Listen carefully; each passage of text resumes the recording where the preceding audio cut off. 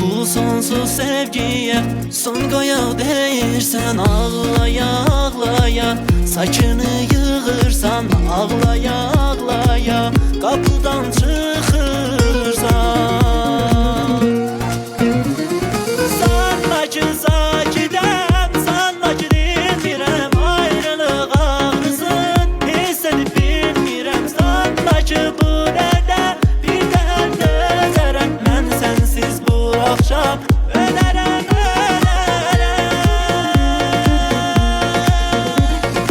Ardınca baxıram, gözlərim dolurlar, əkdiyim çiçəklər bir solurlar. Ardınca baxıram, küçədən dönürsən, ağlaya ağlaya gözümdən itirsən.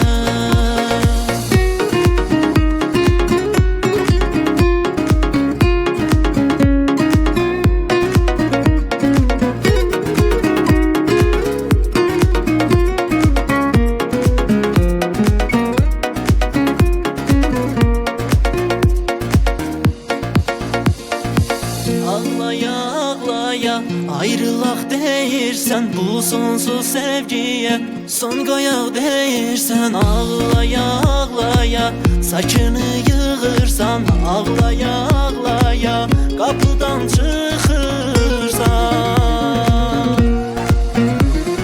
Sanma ki sakidəm, sanma ki dinmirəm, ayrılıq ağrısın hiss edib bilmirəm. Sanma ki bu akşam ölərəm,